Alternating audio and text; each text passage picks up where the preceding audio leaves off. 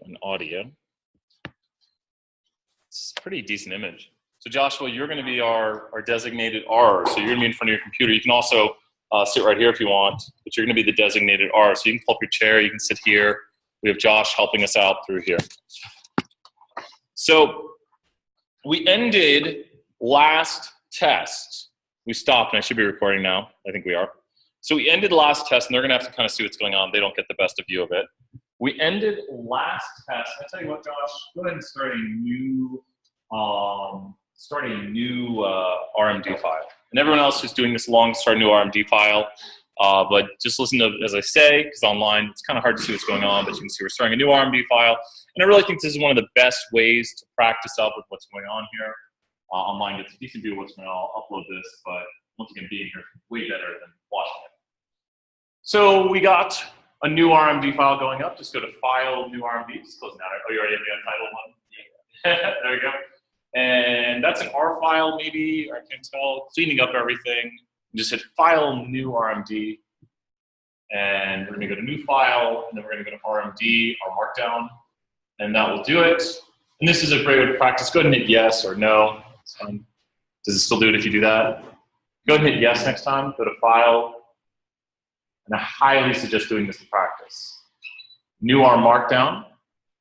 And when we make this new file right here, it's going to come up, go to the new R Markdown. So new, and then you went to our new Markdown. Then hit yes. Don't worry about it. Cool. So it's just updating your Markdown packages right here. I don't think a lot of you have done this, but it's a really good way to practice. It's going to put extra things in here like some car data set. So go ahead and hit save if you want. Don't save those for the untitles. Should be bringing it up. Has anyone else done this? It's probably new Markdown. You ever doing it with us? So mine, like, it won't install the actual Markdown package. It won't actually install? Have you emailed you about it before? Yeah.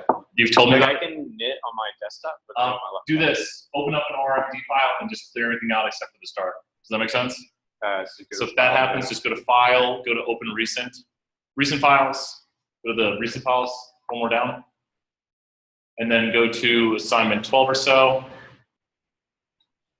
And then go to File, Save As once you open it. Now go to File, Save As, and just call this Practice. Here's one way to do it also. Just type in Practice as is, and then hit Save. And now we have our practice file. Delete out everything below line 7, and then go to the, do you guys see that little chunk thing up there? Awesome, delete all that. Now hit the green chunk thing at the top. Go to the green chunk right there, and go ahead and you've got an R chunk. We're flying. So the first thing you want to do if you're practicing up, this is my biggest suggestion to you. So you're going to be over here a good bit, Josh. You're going to learn all. You're going to have a file. You got it all good going on. The first thing you need right now is you need to load in some data, which you probably need to load in break class. This is how I make your guys' tests. You're getting inside my brain right now. How I make your test is I load up break class. First thing we do, we load up library break class. Now, you don't have to read .csv, which you do have to do for the title. The title has a test and it has a train data. Train data you predict on the test. But those are CSV files we're loading in, and so have you already loaded break class before? Yeah. Then you don't have to install it. You just have to load it. So we're fine with it. So now that we've got this loaded in, you can access all the data inside of break class. So go ahead and hit Enter. Type data. Open that up, and what do you guys want to work with? We've got a few. We've got the line data set. We kind of went through that. That doesn't have any. It does have one indicator. That's not going to be good. You know what we didn't do? Like data set, in the set, that one is quantitative, though, right? Because the first thing we should talk about is got Monday, Tuesday, day of the week. And the issue with that one, though, is that day of the week has a lot of levels. I think it has Thursday, Friday, Saturday, Sunday. I think that's the end of the days. But what about if we call it the birthday data set and we predict smoking? So let's actually make a model to predict if someone is smoking. Because this test started out, the last test in multiple regression, right? So I think it's type EX, and then 6, I think it is, and or type EX5 then, type 5, and then I think which one is it? Or you could, is it 9? 5 points right there. Control Enter on that, and run it, we have the birthday data set open. So you guys are seeing this? You guys like this? You got someone? Nice job, thank you. Joshua, 20 points. Appreciate it, man. So we have the birth weight data set open. One thing I would do first, we're going to do a prediction on someone smoking. Click the blue arrow next to EX9 and open it up. So the blue arrow next to it, just the blue arrow, and you can see the factors right here, what's going on. We have mother race with 5 levels, and we have smoking with 2 levels. Now, we originally used this data set to predict gestation period, just how long someone's pregnant. That kind of makes more sense than predicting someone smoking. But remember, I like to use the data that we have, you have, so you can possibly even make a test by accident. That'd be great, right? So if you want to predict if someone is smoking, we would need to make a GLM. But let's not make the GLM first, let's bridge topics.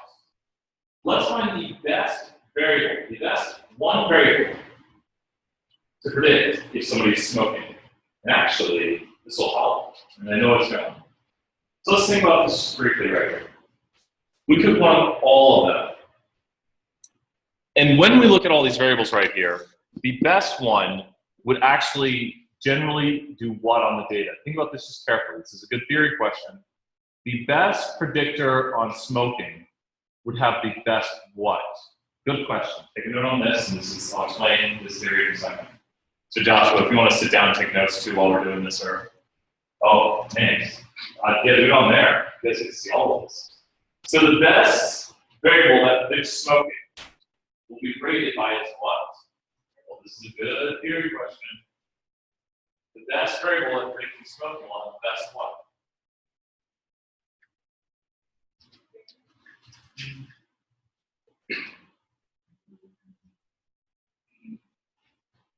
We want to predict smoking.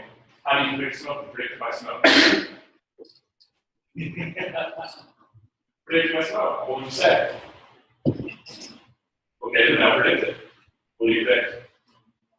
Predicted value. Predicted value by smoke. Good. Oh, man. I don't know. I ran. That's wrong. But you hear what you're saying. You're saying yes and no. Now think about this when we engage how well the model does at predicting smoke, we look at the what. Well, that would be how significant the variable is at predicting smoking. But when we engage how well the model does, we look at the, that's how close it is to the truth. And it's R squared? That's how much variation is explained, which we get not really R squareds on this. Quantitative variables. That's the naive model. Think about this. We want to get as many right as possible. We don't want to get things wrong. This classification error, same thing. That's it. Does that make sense? The better model will have a lower misclassification rate. Does that all make sense? And the models that we are building, which we're going to build here, great. And Josh, I'm throwing you 50. Like, you're maxing out. Like, this is a huge help. Look at this. He's taking great notes, Christine Hall. Thank you very much. Like, you saved the day for us, you really did. Because I was like, I went over there and they're like, yeah, we don't got a wire for it. It's all right. It's late at night. I didn't tell them in advance, so that's not their fault. It's my fault. Josh is welcome. Just happy to be here. Just happy to be here. So there you go. That's Superman. What was it? So what's going on right here is this classification rate. So let's go ahead and make a model here. A very simple logistic model. Now, when we make a simple logistic model, this is such a key for your take home. So we're going to build a logistic, and Josh was already doing it, building a GLM. And a lot of people on the take home are like, Brian, this doesn't work. No, you're really wrong. But you know, got it right. This is how everything works. So generally speaking, everything should work. But if you're predicting something that is categorical, you must make a GLM. And it'll tell you things like that. It'll be like, it isn't numeric, it's categorical. It'll say, like, what? They can't do this. So what should we do? You can add in one more thing extra to that. You could add in the tilde and then comma, family equals binomial. Tilde so, dot? Not the dot yet, but you could leave it as a placeholder. We won't run it with everything. We're not going to make that complex of a logistic yet. We're going to make our usual logistic that looks like this, our usual sigmoidal logistic. And you know what's probably the best variable? We can do a stepwise to look at it, but we'll worry about that later on. We won't do it with the kind of things that models are more complex. So what we have here is the best variable at predicting someone smoking. It's probably how long their baby took to be a baby. I'm not saying these things. So go ahead and put in gestation as instead of the dot. So instead of the dot, put gestation. So now we're seeing if we can explain if someone is a smoker by how long they were pregnant. How long their pregnancy lasted, does that explain if they smoked? And we'll see if things go on there. We would just need data equals, family data equals, and then the data set, and then comma, family equals quotes, binomial. Actually, is it quotes binomial? Is it? Is it? I think it is. Give it a shot. Did it run? Yeah. Then it ran. You know, it's always like you type it in, then you click it, it doesn't run, and you just fix one more thing. And now we've got a bunch of things going on here. Do we want to summarize or visualize first? Visualize. So now we're just gonna so we're gonna visualize the model here. I actually do visualize. You graph these first. We can actually get an idea of how this model is classifying. We got the visualization over there in the corner. And if you notice, the balance of this model is so really, the breakpoint, I wish I could draw on these screens. I love lecturing out of our other classrooms. But the breakpoint on that graphic is, you know what, do this. Well, let us add a line to this. Can we add a line to this visual model? Put after the visualized model, go to the end of line 15, put a semicolon. Add line, open it up with the parentheses. H stands for horizontal equals 0.5, and then run that. Boom. I guess we could have just solved the equation too. More on that in a second. But that gives us a, you know, hey, how hard to do that? Fix it, right? So we get an idea what's going on here, because that line right there would tell us what? Everybody above that line is predicted to smoke. Everybody below that line, no, never smoke. This is a weird variable of smoking now or never. I guess in our study we said we're only taking people who are smoking now who have never smoked. I am a smoker, I smoke now, or I've never smoked. And frankly, the way smoking goes, people often fall into those categories. It's not like you smoke for like 10 years, you're like, yeah, I quit when I was 30. It's good, it's not good for you. But anyways, enough about Brian's like, well, I said before about your test. Not smoking more important. You smoke, right? You smoke? Oh, no, I did. Hey, quit. Okay, so what is going on with this model? The coefficient of gestation will be what? Ooh, I like these questions. The coefficient of gestation will be what? It's summary. Josh, want to help us out? Like, I didn't tell you to do it yet, but sure. Well, I was actually looking for negative. Don't worry, like I probably wasn't specific enough. But the coefficient of gestation is negative, and somebody who, this is why the intercept never matters. Somebody who had a baby, I'm not trying to be crude, but this is the way it would work, is you would have sex, and then you have a baby. That's the intercept. Does that make sense? The gestation is 0 weeks. Like, sex, baby. It's like, that'd be horrible, right? It's like, you wake up in the morning, like, here's your baby. Like, wow, that's the craziest, worst decision in my life. Why did I make the best decision in your life? But anyways, that's what the intercept means. The intercept is illogical. The intercept is often illogical. The intercept of gestation of 0 makes no sense right here. But we do see that the shorter gestation periods would have us predicting someone is more likely to be a smoker. Obviously, it doesn't mean that all people with shorter gestations, short pregnancies, thus, are all smokers. It doesn't mean that. Remember, the way in which we get these estimates of these predictions is via the maximum likelihood method. We are trying to construct a model that recreates the separation of the points in our data. As in, those points are kind of fighting to push in on each other.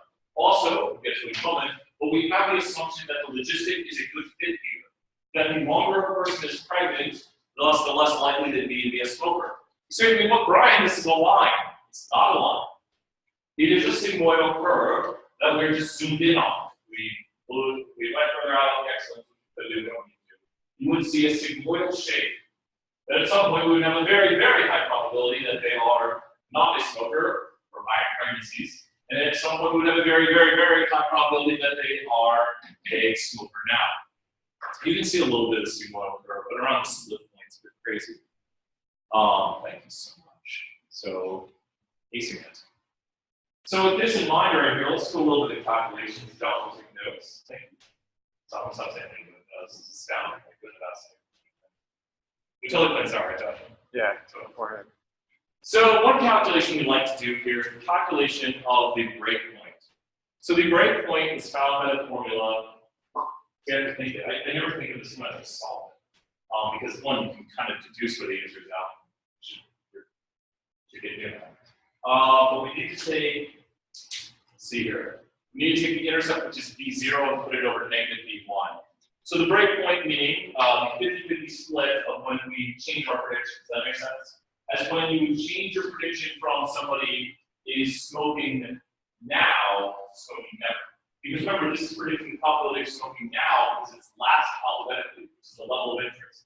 A, B, C, D, F, G, H, I, J, K, L, M, N, O. O comes after E. Now, never. So now is the level of interest in logistic. Logistic, the level of interest is last. In logistic, level of interest is last. So what we get here is the negative coefficient decreasing the level of interest.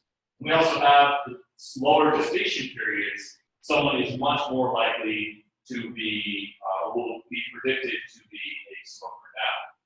So the breakpoint is the 50-50 switch point, and that is found by negative B0 over, or you could do negative B0. I mean, negative B0 over B1 is the same as B0 over negative B1. Same thing, just negative over positive or positive over negative. And what you're looking at is the ratio. Once again, sorry, what's the equation? it is, you're actually doing it, that's quite hard there, and then 0.07112. Actually, and then we made a mistake. Delete the negative on the first one. Boom. And actually just hit Control Enter on that. There it is. Go back up to your equation right there, your visualized model, and put 36.42 in as a new ab line, do another semicolon, and then ab line, but make this one vertical at that. Do you see what we're doing? We're adding this in to show exactly where the split point is. So this will put in a vertical line exactly at that, which, boom, right there, we solved it mathematically. And that's all we're doing, because remember how logistic works. This is a big, in-depth on logistic. We're doing what's topic right now. Logistic works that if the logistic equation solves out for a positive number, we will predict the what? If the logistic equation solves out for a positive number, the prediction will be the level of interest. The prediction will be the level of interest. Because then the E raised to the B0 plus B1x over 1 minus 1 plus here, then falls off. Right. This one, it's E raised to the B0 plus B1x over 1 plus E0 all the bottom right, which goes right out right there. So with that in mind, when it is positive, we will solve for the level of interest. When it is negative, we will solve for the complement of level of interest, or the non-level of interest.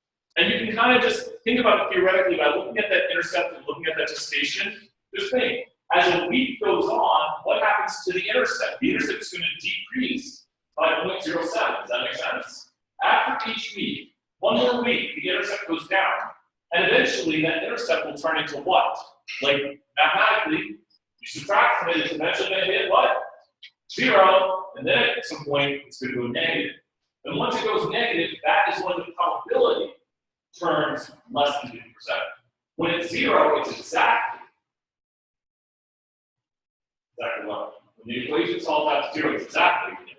And that's how we find the ratio. We find the ratio because that's when it equals 0. Like, what number would we need to times gestation by? That was the answer we found, to thus get the exact breakpoint. Exact breakpoint would be at 36 point something something. You know, you can get decimals on the test and do some rounding. Try this real quick. Hit Control-Shift+ on your computer.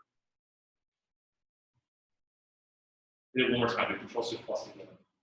You do Control-Shift- if you want after this. Does that help everyone out a little bit more? Good. Then scroll back down. Thank you so much. Good question. Might be at the front. Sure. You said if the break-even point is positive, solve the level. Correct. The break-even point will give a 50-50. So you see, the break-even point I'm not seeing it on the control.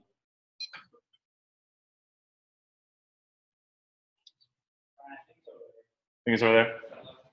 Let's say like do not touch. Do you guys want my last little bits of mints? Mints? Oh no! We're just going. Oh God! Stop. Alright. We're gonna have some break. What is wrong, man? You ready? We're doing this?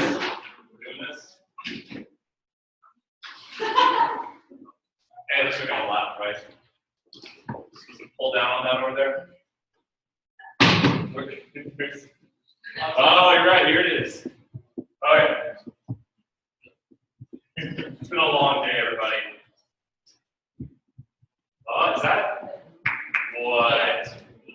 Good. That's perfect. Perfect. Look at that. I got 2 holes in the magic trick. I've been going since like. Wait, there's 3 holes. Thank you guys for putting up with me all semester. I hope you guys fun. It's been a blast. So I love teaching you guys. I hope you learn. So yes. Well, the equation solved out the level of interest. So it's positive, the equation solves the level of interest. If it's negative, then when you solve the equation you e raised to over the e raised to stuff, you know what I'm talking about? When you solve out that equation right there, then it comes out to positive, the equation turns out something more than 0.5. Does that make sense? If it's negative, the probability when solved for turns out to less than negative, less than 0.5. If you get 0, when you straight solve the equation, you know what I mean by straight solve? When you solve b0 plus b1x, if you solve that, if you're solving like a line equation, if that solves for 0, the answer is not 0. Remember, we're predicting a what with a logistic model? A logistic model, we're predicting a what? Probability. Predicting a probability. So 0, yes, sounds like a probability, but a lot of times you might get answers in this model like 2.7 or stuff like that. But that needs to be put through the e raised to the over 1 plus e raised to equation, and then you get actual probability right there. That will actually solve out for it. Exactly. So that is what is going on. You can put it through the exponential equation. So let's see. So we did our model. We figured out the breakpoint. Very important thing to figure out. Next thing we need to do is we need to see if this model is a good fit. So let's see if it's a good fit. How are we going to do that? These are great. This is yep. Check the model's good fit. What command? Help Joshua out. What command will we use to check see if we've got the right sort of model, this sort of data? Check regression. This is the other complete that sometimes it tricks you. Is that it? Okay, it might be underscore. Dr. Petrie like changed the code and I'm like, no! It used to be dots, it used to be all good stuff. I think you called it M.1, yeah, model 1. That's some coding, I like it. So we're gonna take a look at what's going on right here. Ooh, wow! Oh man, it's not significant. You guys are over my tricks, you're over my tricks. What's your conclusion? It's good, it's a good model. High p-values means we have the model is a good fit. So a good model is a good summary of it. It means that the model we've built is an accurate reflection of reality. Like this, reality has a logistic shape that is true that people with shorter pregnancies are more likely to be smokers. People with longer pregnancies are less likely to be smokers. That's all we're saying here. People with longer pregnancies less likely to be smokers. People with shorter pregnancies more likely to be smokers. Makes sense. There's not some like weird thing like this that in the middle, everyone who smokes has a 35-week pregnancy. If that happened, it was like even bump like that, it would be no, it goes up and down. Remember, sigmoidal curves are what kind of shape? They're also and a long time ago for you guys. Monotonic. Monotonic means you can't change direction. The probability needs to be forever increasing or forever decreasing. This is a sigmoidal negative monotonic relationship. The coefficient being negative means it's negative. Once again, it starts out above 50% because of the intercept. And that means when you solve somebody with a 0 gestation period, they would have the probability that they're a smoker, a chain smoker. Not just a part.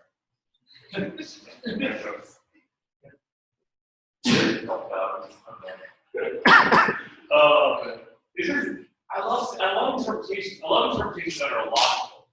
Because it makes no sense. It's an extreme extrapolation, which we covered on the last. You would see that nothing, the gestation periods, none of your gestation periods are within the bound. Not doing an extrapolation check that we talked about previously. When you're not using code used to do an extrapolation check, we'll tell you that 0 is way outside the bound. Say, no, your model is not applicable to that. So it would not make sense to use it right there. So our model's a good fit. We have 2 checks. As we said in class, the first check is your friend who is just like good for anything. The first check is that, I'm good with anything, yeah. So that first check right there, the first p-value, your friend who does anything is like the risk taker is fine. So but the second check is your friend who's more cautious. Your friend who's like, uh-oh, because that second test is more likely to reject the null. More likely to say no to you. More likely to say, nope, bad idea, don't use this model. But interestingly enough, our 2 friends, got our crazy friend, got our level-headed friend. And we're like, let's go walk our dog at the dog park. And they say, sure. Maybe that's not a crazy idea. Well, it's fine. Does that make sense? Both of these are coming back. Models are all right. Our 2 friends. And you think about it, it's a good way to do it. You have 2 tests, one being a little more stringent, one being a little more forgiving. So if they both pass, you're super good. If one fails, take a look at what's going on. How well does your model do? Next question. So how well does our model do? What do we need to look at for that? So how well does our model do? Fun times with model. So what do we need? A quick and easy command for this. Oh, I love this stuff. So it's like I get to say it. It's not like I can just think about it. Yes, it's classification data. Nice job. We got monitor. Yeah, it's over most of everyone. It's like I don't have my usual where's everybody at saying you're already class. So misclassification matrix. It's confusion, right? It is, isn't it? Joshua, 5 more points for you remembering it, right? Interesting stuff here. It's 25 minutes tracking that. So what do we get right here? Interesting output. Here's the stuff that really gets people, is what is the misclassification rate of the naive model? And when we do the misclassification rate of the naive model, whatever you do, do not move the output. You're perfectly fine, keep typing, but don't move the output. Because the misclassification model does not know any of this. Does not know any of that stuff right there. The misclassification model only knows the what. When we talk about the naive only knows the totals who are correct because it only knows the actuals because those are the y's. The predicteds are based on the x. You have to have x's to make predictions, right? Because if you have just the y, would you know all the actuals? I know 100 people smoke and 400 people don't smoke. Those are the actuals. I don't have a model, I just know 100 people smoke, 400 people don't smoke. What would you predict for all people? That 100 people smoke and 400 don't smoke. You predict random person doesn't smoke. You see how naive works? It's just the actuals. You don't have any x's to this. You just have the data. So from, it's a lot worse than that. And that's not like the general population, is it? Okay, I don't know. I only live on the college campus. I know what this world is. So how many of our people smoke now? 243. How many smoke never? 310. So what would we predict? Knowing that 310 never smoke, 243 smoke now. You predict random person never smoke. So that's the most likely scenario. It's like 310 balls are blue, 243 are red. I'm gonna pull a random ball. It's blue or red. Well, I said more blue. So I can just like, what did they say? So there's everybody else. Oh, I can see everybody. So the majority level is the never. Just want to make sure it's the same.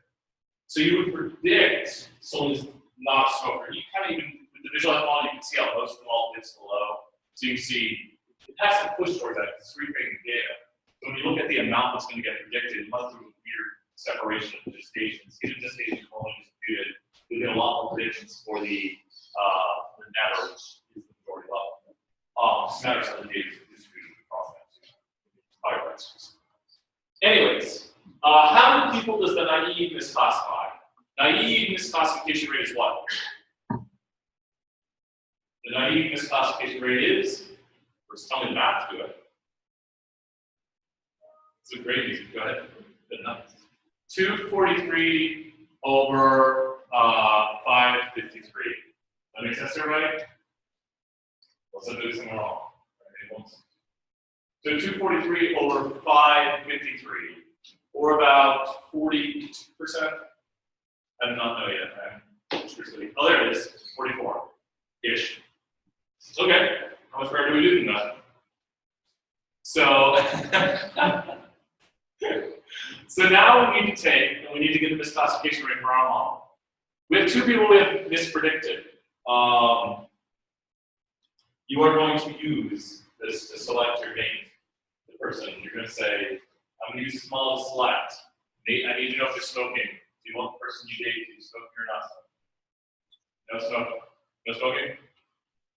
So you don't use that. So say anything you want, you're not going to use them all. You're fine. You say, I'm good. That's personality, right? Saying, I'm married. Thank you. I'll give you 5 points. I appreciate it. Do what? Just want to have a relationship. That's all that matters. So we gotta have fun when you're having fun, you're learning. So we're gonna use this model to figure out how well it predicts. But this is an important thing that was in your last homework assignment. Maybe one before talk about the missed opportunities. Sometimes we care more about the way we miss. We have 2 ways we miss right here. Way number 1 we miss is we predict that somebody is never a smoker and they're smoking now. You see that one? That is how many. We predict somebody is never smoking, but they're smoking now. That's how you do that. So how many people do we predict smoking never that are actually smoking now? 225. Oh my gosh. You see it? You see it? Wow. Funny, right? Why? Because how many do we predict now or never? 18. How many do we misclassify? How many are there? Now, before Josh types it all in, what's the answer from this classification of the R model? The same. But it misses in different ways because the misclassification rate of the naive would get specifically all the people wrong here. It's going to predict all these people who are smoking now that they're never smoking, where ours actually gets these people right and these people right. So it's interesting to see how we actually. It's so interesting. I didn't plan this out, but man, this would have been a perfect. Like, explain why your model is no better than the naive, and I could have just given you that output right there. That's a harder question because it involves multiple solving. But we figured that out. That our model is no better than the naive. Or compare your model to the naive. That would be a good question right here for this output. Compare your model to the naive. Well, the naive misclassification rate is 43.9, 44-ish. And so is our model. Our model has the same misclassification rates. Someone could get into where exactly we miss, because maybe we have a model that never gets a certain type of error. And if you think with the sending out sales type stuff, with score 8, I think it was you're predicting for, you didn't want to have missed opportunities. That you would predict that someone would not buy, but they actually would buy. Is that ring a bell for everybody? If you predict that they don't buy, but they actually will buy, then you won't send them a flyer or whatever. You're like, they're not going to buy. We shouldn't waste our time working with them, trying to get, sales. So that was a really good logistic example. 40 minutes in, we've got time for probably 2 more big problems to go over some big concept ideas. What do you guys want to do next? We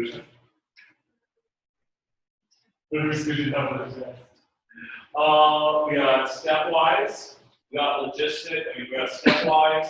We'll think about the big topics here. We'll start with anyone else. Hey, Brian. Oh, sorry to interrupt. What's the equation for this classification? Sure, and that's a really good thing. Great question, Joshua. The misclassification for logistic would be, you could call it false positives plus false negatives over total, or just misclassification. It's right here. Even if you have longer ones, your diagonal is the correct because the diagonal matches up right here. You see how it's never, never, now. If you had a 3 by 3, it would still be the diagonal. And we didn't get into 3 by 3 misclassification matrices because we don't do everything in this class. But does everyone see if I had 3 groups here, the only ones that would match up would be the ones, like imagine the total is a group now. Then the only one that would match up would be this, and the total matches with total, right? So what's the? Don't worry about that too much. But the formula, it's hard to maybe put into words, but it's your misses here. So your misses over the total, and you have to think about what it means to miss. What it means to miss is you predict the wrong one, you predict what they are not actual. So it's a mismatch. You predict never, and they're actually this. Does that make sense? It's like, oh, this person's never gonna, oh, but they smoked. Does that make sense? The misclassification for your model is your, you could say false positives plus false negatives over grand total. Just depends on how you want to define false positives and false negatives.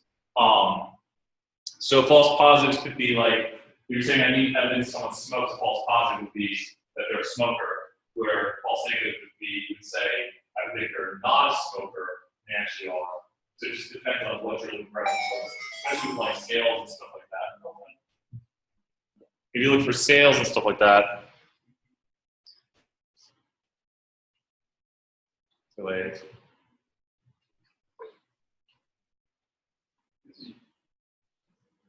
2 seconds. You might be bringing some food. I'll turn it off. So this classification rate, depending on how you want to define false positives, false negatives, is just where you miss. It's your prediction of blank, or prediction of A, but the rest. Joshua, come on! I'm going to go instead. I get a 2 second break. That's fine. It's your prediction of A, but they're actually B. Your prediction of B, but they're actually B. Does that all make sense? You add those two together, that's how you can misclassify. You then do that over the totals, get a ratio of what you misclassify. Thank you, Joshua. So that's pretty much got it for this.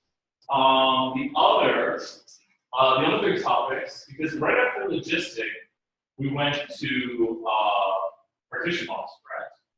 That's not very cool. Yep. And then after partition model, or no, we're doing stepwise. Building models is stepwise. So I think stepwise and partition view would be some hard time. Time series, I'm not going to go crazy on that. I don't think those are there. I know it wasn't an assignment. With time series, I think especially, the best idea for time series is to review the notes and to go over that. I'm not going to go super crazy. I just want you to, the quiz we took.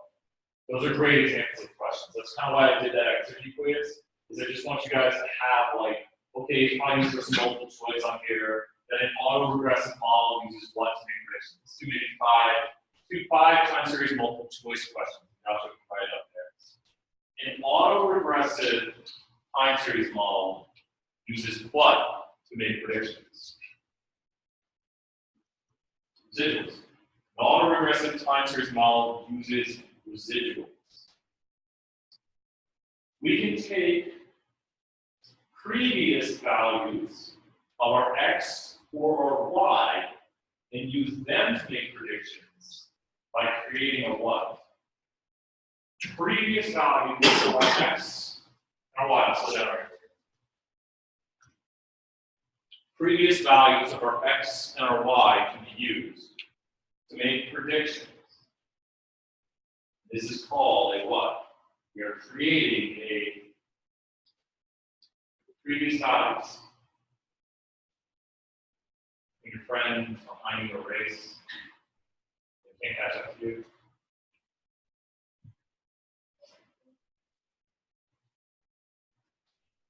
They're running behind.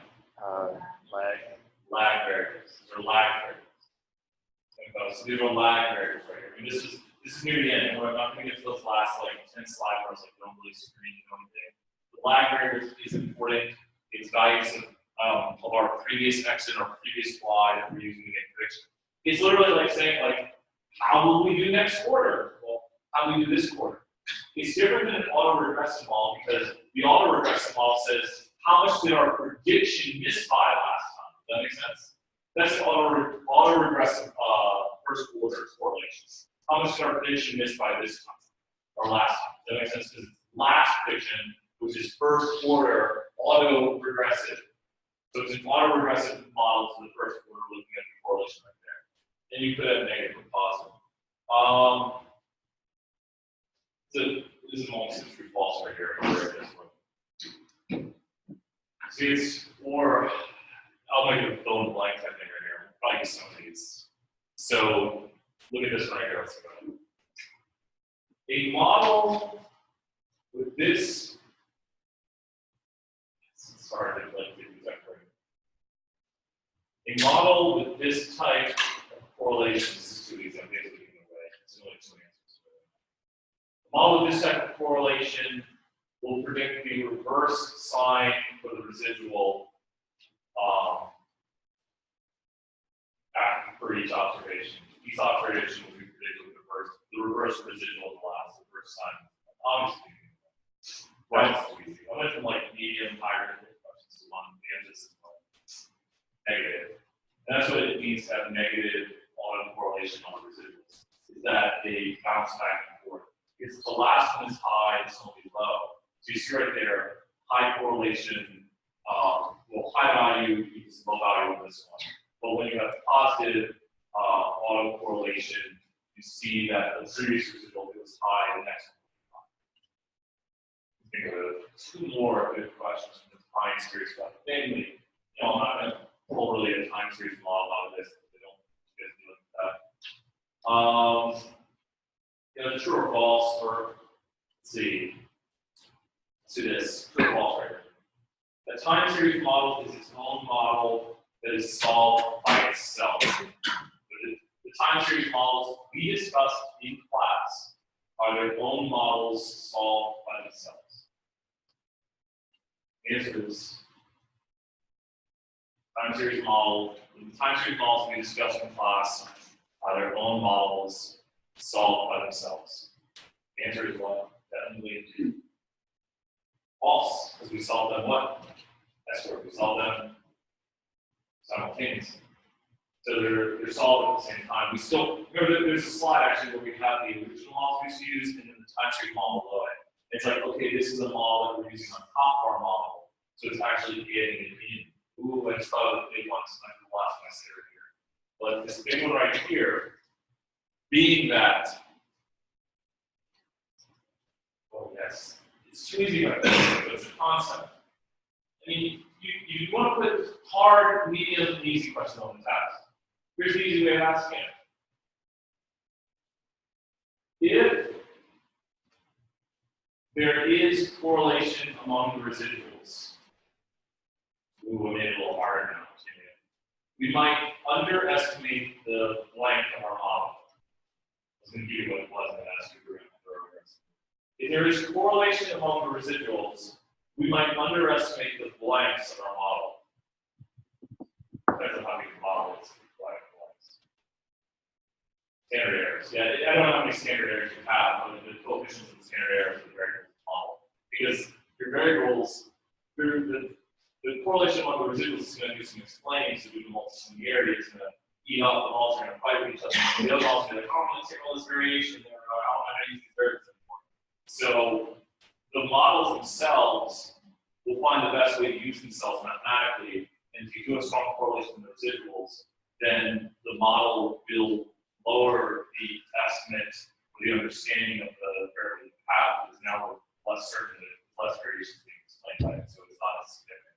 And also, I just said it right there. I just said it's not as significant because the larger standard error, it's like if I'm this far away from that share, and standard error is this, my lost standard error is away from that share.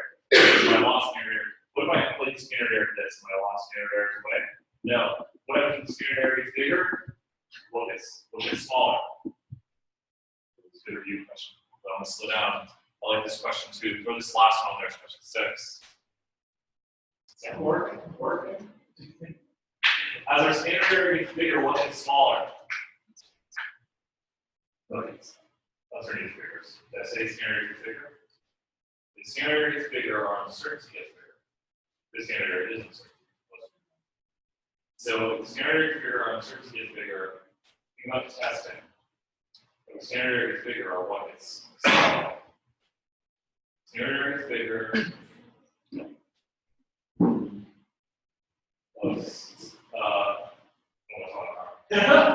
So technically, sample size is bigger, standard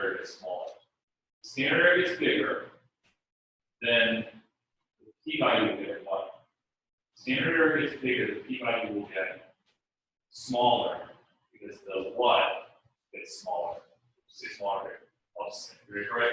If the standard error gets bigger, the t-value gets smaller. Does that make sense? When the t-value gets smaller, the p-value gets bigger. The smaller t-value, the less significant. T-value is how many standard errors your estimate is away from zero. So when the standard error is bigger, then or fewer standard errors away from zero, it's bigger. It's like I'm a ton of standard errors away from that zero now, right? Well, when I increase to this, when I'm many standard errors away, I'm on 1.2 standard errors away. And the t works just like the c. 1.2c is very small. Since that's very small, the p-value is very high because this could have a very good chance. Now some of the things are insignificant in our model. But change of topics, model building. When it comes down to it, we're building models. We care about which model is what. We're building models for descriptive purposes. We care about which model is. It's a good way to pick them. Close to the truth. And so accuracy could be defined by which is closer to the truth or which one makes better predictions. So watch out. So let's make a switch here. Chris Scott once makes a lot of time. Love it. Okay. So when we make the switch here to model building, so now we're switching. We did a little bit of time series right there just to review. It's a review, right? So with this right here, the difference between predictive and descriptive modeling, Josh went into depth on that. I love the best conversation we had in our office with Lily. Like, well, when do we use linear? She's like, it depends. Like, what is linear good? It depends. It depends was the answer to everything, right? Yeah. And it really does. That's really a lot of our best students are like, you come into problems with a whole array. It's like you bring your toolbox of stats. You open it up, you start test out everything. You see what works best, and you go comparative measurement. So it depends on what your initial goal is. So we have here descriptive modeling. Let's do a little brief definition of descriptive modeling. Steps. Descriptive modeling is when we're trying to accomplish our three goals. Better than believe I'm putting those three goals on there because we're repeating them so much. What are the three goals of descriptive modeling? I can possibly give away. You should send me this document, Josh, because I swear it's going to help hold the test. So tomorrow, if you guys notice on the All-Stars, they're going to have All-Stars tomorrow. Tomorrow's my study day. They help build your test. And relax and kind of just take a moment. But tomorrow I'll be basically building your guys' test. I figure it's good to do that for review, kind of what you guys think about and take this document. So the three goals of descriptive modeling are one, what? We got to start by getting your whats. You start by getting the predictors, the x's, getting the right predictors. So you get the right predictors. Does that make sense? It's a predictive model. It's a descriptive model. It should describe reality accurately. So we get the right x's in the model.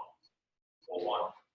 Goal two deals with those x's already in the model. Goal two is to do what with them. So we are, yes, Jimmy, said last coefficients, 5 points right there, gentlemen. Boom.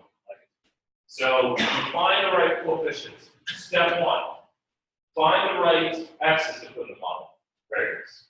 Step two, give them the right coefficients. The B1s, the B2s, the B3s, the B4, the interactions, all that stuff that matters. We need the right interaction. That's just the two.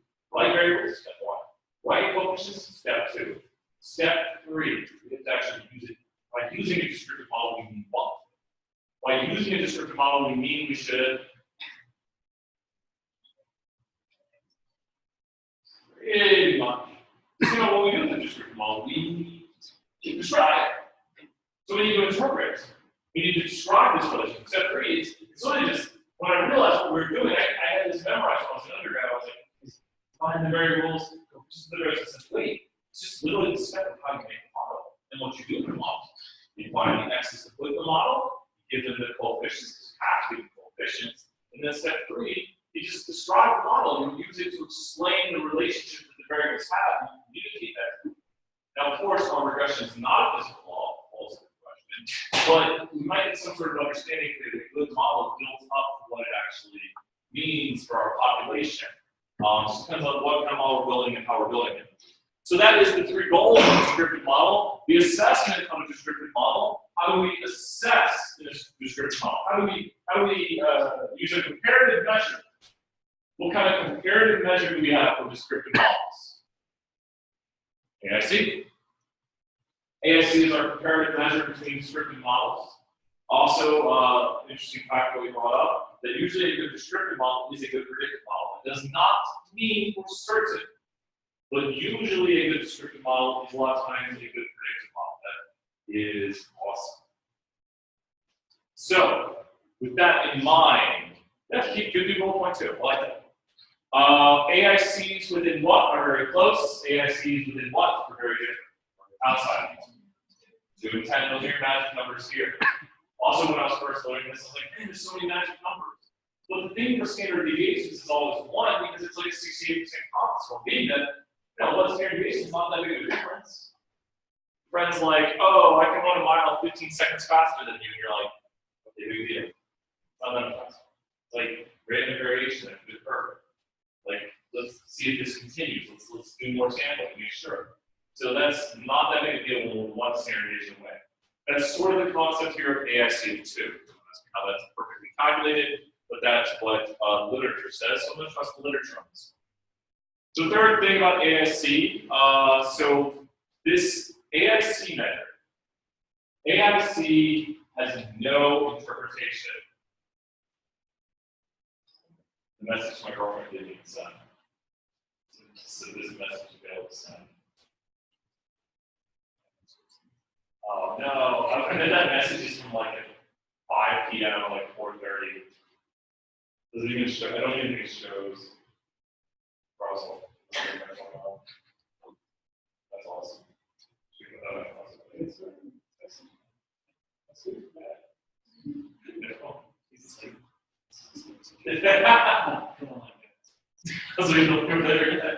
So there's no interpretation. The last class was asking about that too.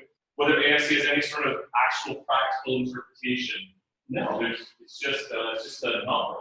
It's just like a, it's funny, it's like one of our few things that doesn't. But I did, of course, this semester via a lot of different things find out that, you know, negative infinity is your best AIC. Think about this. We want AIC to be what? Very what? Low. What's the lowest number? Negative infinity. It goes to, if you look at the equation, the way in which we solve it, you actually get that it approaches undefined negative infinity. And when you get sum squared error equals to 0, then sum squared error equals 0 makes it so that it goes to negative infinity. And there's cases in which it won't converge. This can happen, I'm going too much on a little array right here, but I figured this out. I just started. You start realizing things, and as I think more and more OPC grow, you have to understand the mechanics of how this can work, the theory behind why models might fail in the computation. Try to improve these things and make better models. But it's just, yes, it goes to negative infinity. Your best AIC will actually be the one that is, I know this doesn't sound negative infinity minus 1, which is still negative infinity. Or it is negative infinity. But as soon as you get negative infinity, falls undefined. But you want the thing that is as close as possible to negative infinity, which means in terms of, I do think this is a good high-level theory question. Remember, this is sub-point. But a good high-level theory question.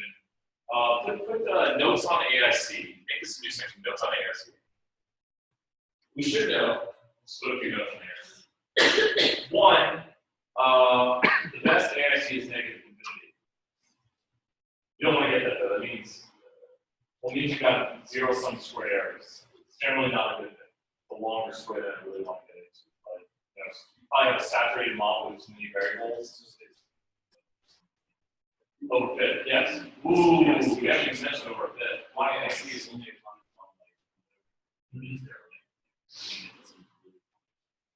and we'll take a power model. Yeah. Awesome training. Yep.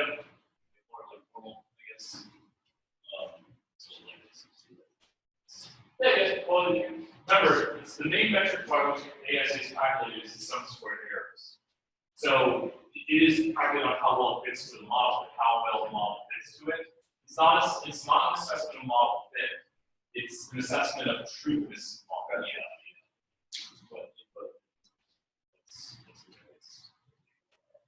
Yeah, and when you think this, the better model will fit. I mean, the model closest to the truth will fit the best to the data.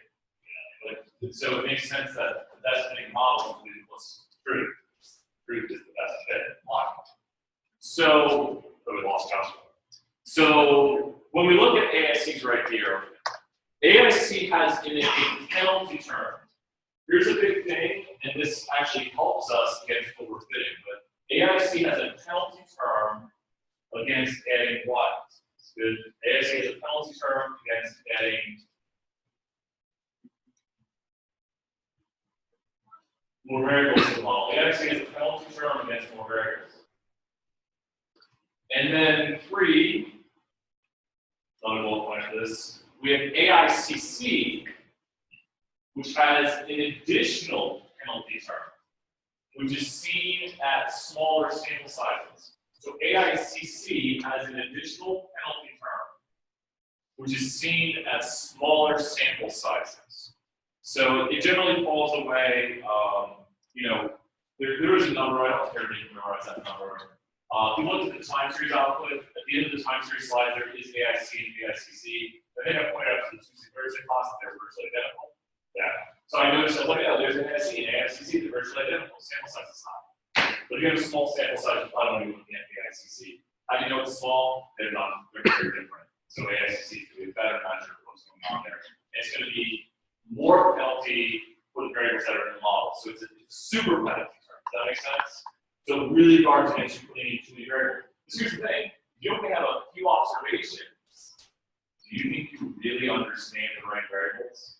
The variables can be like hard to understand, right? So it's really guarding against you making a big model. So it's very good against those things. Before for the fourth bullet point, there's one more last thing I want to add in. Does anyone else have any major comments on AIC or AIC? That's about it. You guys want to build a stepwise model? Maybe we'll fix the model. Let's do it. So start with a new arch. Best plugin in the world. That arching button up there. So go ahead. Let's go.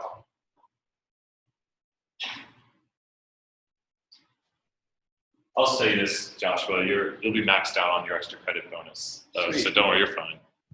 No need for points anymore. You're maxed out. It's humongous. So, and there are lots of office hours. I think one of the TAs told me today they have to switch office hours. If you go in, they should be there. I'll be there different times. There's the one email list today. Just changed those. I've been doing so much that like 4:30. He's like, hey, Brian, I have to run to the airport. But he was like, I'm gonna have to change it. It's Joseph has to change one of his hours. So if you're really gonna go for a Joseph time, he's changing one of them. I'll send out the update on that. Probably just say updated hours, and that's the times I'll be in there. There's a TA you throw in the light, go see that. But you know, if you feel like go to specific TAs, that's quite all right. But I'm glad people have access to it. Okay, so we're going to use the build model command right here. Oh, no, let's use the step command. Sorry, let's use it. So before we use the step command, I'm just killing you, aren't I? before we use, well, let's type this. Let's type it. Okay, what are we going to start with? A naive or a full? The other way. Naive. Let's do traditional, right? Naive. So naive.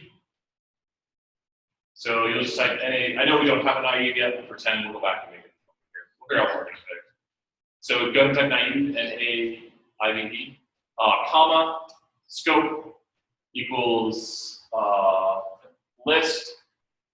Then open the, list, just regular type list, and then open it up. Yep, there. And then lower equals, don't let it do that, yep. And then no, don't do quotes. Naive, just type naive again, comma upper equals full. Do comma method. It's not method.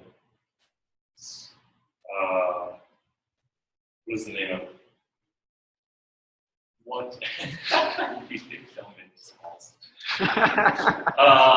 Do this. Go down one line. type question mark, step, and hit Control Enter on that.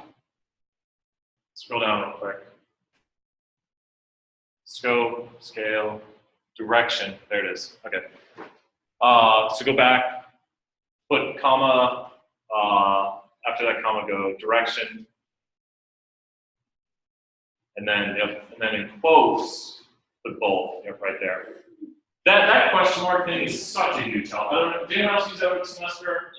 It's so helpful. I mean, like, I can't remember every little, I know what I wanted to do. I wanted to use the both method. I didn't know if it was the method. I mean, yeah, sure, that's what it is. So that won't run. Okay, change the end naive to a lowercase. It won't run still. We don't have naive or full yet. So let's make a model here. Let's make a model. Did we ever make a model to predict? Did we ever use the stepwise on the gestation data? Did we? Yes, no, maybe. Tonight? We did. We didn't. Not tonight. Not tonight. We did on the assignment. Did we ever use it for the NFL data? I think we did that. What? Paul. Yeah, we did it on the one in like X4, X7, X12. So you gotta remember all the X's and they're all names. Go back up before this and type in, go to the line 95, hit enter. Type data. And then open up, type EX. You're right, you're fine. And then EX. There's actually a bunch of other things. We don't want to use, let's go back to donor. You know what, sometimes use a repeat question here. So Control Enter on that. So now to build the night, go to line, so to do this specifically in oral, we'll do that because I've done this to especially my other class. Go to line 97, hit enter. Go to line 97 again now. Just call it naive since you've already called it naive. Store into LM. We want to do like lifetime average. Do last amount. It's capital last, and then capital amount. Yep. Tilde, dot, no, tilde 1. We made comma data equals.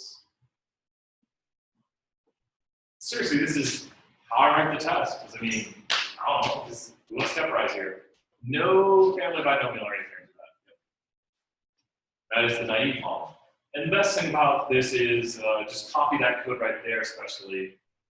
Just copy paste on that and bring it down, turn it into the full model by, this is so awesome. And then that just changed it to dot. Run the block of code now. We have trace 1 on, which is all right. Trace is usually on by default, unless I'm missing one. Did it run? We're just moving it, right? Oh no. Hit run on the block again. Did it make a mistake? It's not finding the full. We must have a upper equals full. Run, hit Control Enter on naive. It looks like we don't have the full model. Then run that. Anyway, we got a problem here. 2 or more levels. Same problem runs in the calculus sometimes. Yes. Yeah, sometimes, right? Do this right here. Open up the donor data. Go to the donor data set. Bring it. There's an issue. Last amount. Well, that's fun times, right? Why is those all those things? Always fun times with that, right? Do this. I got an idea. 1, 2, 3, 4. Go to pull up in your data side thing a little bit more on the side. There's set. Is that the age of the account or is that the age of the donor? Please tell me to go to the other side. Scroll back this way. Yeah. All right, there's 18 variables in this. Count age. Go to the right a little bit more. Like go to the right in the data set. You go right there and scroll over. Median home value. Median income. Recent response percentage. Recent average amount. Let's do recent average amount. I'll tell you how we'll fix this. I think I'm gonna fix it. Recent average amount. So change all that to recent average amount. That gives you something better. You are a pro at this. Thank you. Now, this probably still won't run. Just give it a run. Run. You can control that. Go ahead and click it. Just click it. Yeah, It should. So, for some reason it's not dead. Oh, it's working. We haven't crashed yet. And we were in the naive. Yep. Now, stepwise, just start seeing. What's it thinking? It looks like it's got out right there. Something's happening. There's a little example stuff. I need to see the stop button. I'm worried. Oh, wait. I know what the issue is. Wait, was there not a parentheses at the end of that? You might need to file save this and reopen. So file save. Have you guys ever had this happen where it just doesn't show anything? There's no stop button. I see Ben right back there. Ben, right? Yeah, I've seen this before. Go to so save it, reopen it. We'll be looking at stepwise in a moment in a second. So we could do a much simpler one if this doesn't work, but it should. Then remove the weird errors. So yeah, just completely restart our file quit session. Go to quit session. Don't save, or it should be fine. I hate it when that happens. We run into just like it just crashes on computers, right? The thing about ours, I've never lost work in ours. I've never lose work. It like crashes and then you reopen it. It's got like a save that it just had it work. So that is a positive. We have to control this. You know, we're going so smooth, weren't we? Every model was working, everything was just flying small. Murphy's Law. You know what? You know what might have happened? The full model might not have actually computed. You might need to control the stuff. There we go. Technical difficulties. Be back here in just 20 seconds. So what are we going to see when this model works, which it will work? What we're going to see is going to look through, and what's going to start with. Important. Let's see what the code factors. But what's going to start with? It's going to start with one in the model. Good question. It's going to start with nothing. It's going to start with nothing in the model. Should be a reason. It's going to start with nothing in the model. Just run that first block of code. Run that first block, and then scroll down to get to your last block. Did we lose it? Looks like we lost it, doesn't it? Yep, my bad. Let's make an easier one. Let's make our life a lot easier. So this time, just do it for the birth weight data and predict gestation. So just, so we already have the birth weight data open, but go ahead and make it naive. And so I'll look back here, but I want us to think mechanically what's going on, because the theory really matters. A lot of theory questions. So what we're doing, since the first thing in the step model, is to start with the 90, and then consider bulk. As we start with nothing in the model, we take in the best variable. And actually, this is kind of a good procedure to look at all your variables. If you look at that first step, we'll actually give you the output of all your variables. So you can actually rank the importance of your variables, almost like a tree on that component. But when we look at the variables in a model, what we're considering here is putting a variable in the model, it lowers the AIC. At all points, we'll put a variable in the model and lower the AIC. But at some points, the best choice might be to what? At some point, the best choice might be to take them out. So sometimes with the bulk method, or sometimes as I call it, the mixed method, so we're going to predict gestation now. We're just going to do something nice and easy. So gestation tilde 1, gestation tilde thought is equals. I'll explain more. At some points, the best idea might be to take them out. That's what the bulk method is. The bulk method considers entering in variables. The bulk method considers removing variables. So that is what the bulk method is. And so with this in mind, how will we make the decision when to stop? The decision when to stop is when the exclusion or inclusion of any variable would actually raise the AIC. By taking a variable out, it makes the model worse, hence higher AIC. By putting a variable in, penalty term is not thinking in so much that this variable is actually hurting us. So we stop putting variables in when every choice we could possibly make And this procedure is used in place of what? This procedure, this stepwise procedure, is used in place of the what procedure? Drop one. Or F test. Partial F. That's how we can assess it.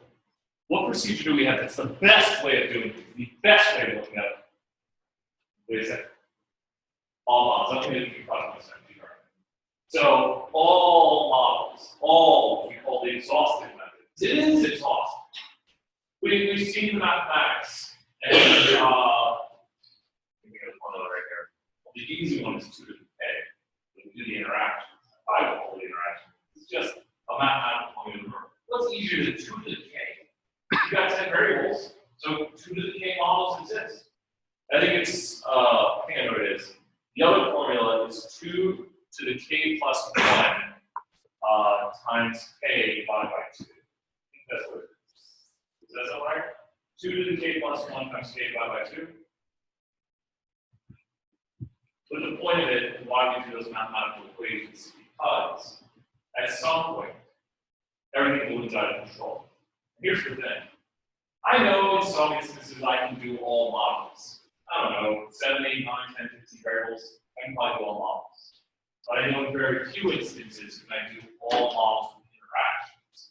All models with interactions can move out of control way faster. It's exponential growth of models.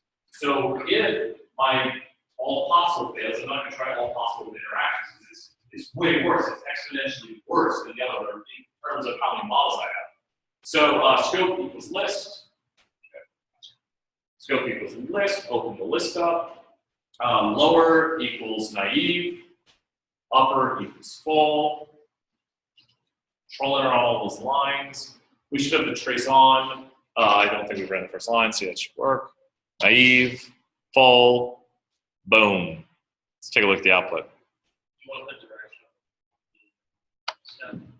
I think it does bulk by default. So, I mean, good question, 5 points, like yes and that. But I think it does bulk by default. Bulk is pretty much superior to forward or backwards. If you do use backwards selection, you have to start with something in the model. Traditionally, some people start with a full model because they start with everything, they start taking stuff out. So, tricky questions there, but mechanically speaking, you can start with any model. You can build a model and then find a good model and then look from there. I mean, your starting point is just where it first says naive, where it says step naive. That is your starting point. That could be a model with variables already in it. And both would consider adding and removing.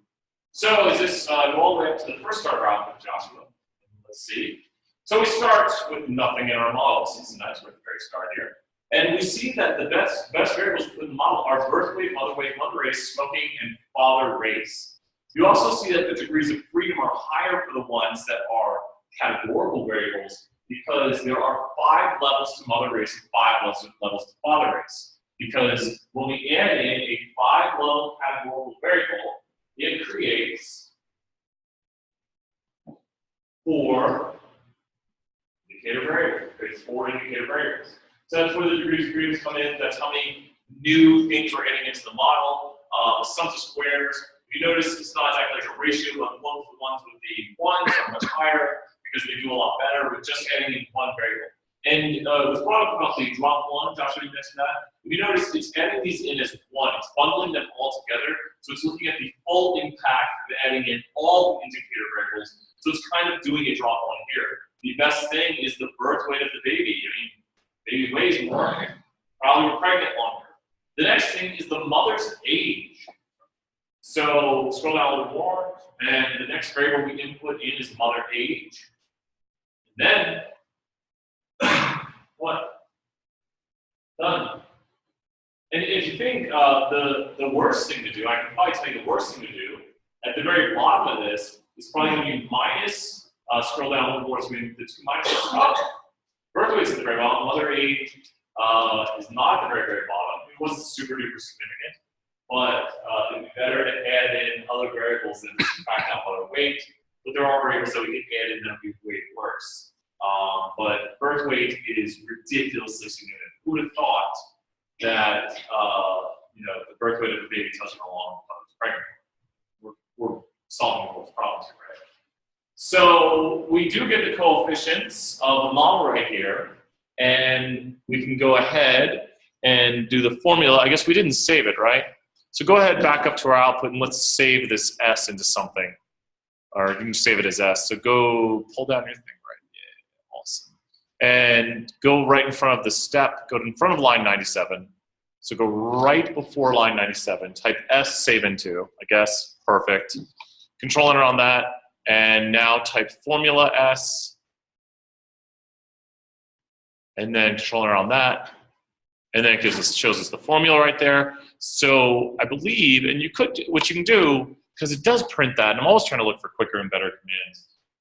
You can go ahead and create a new model right here, model M2 or whatever we're doing, just however you like to describe it, and save into that.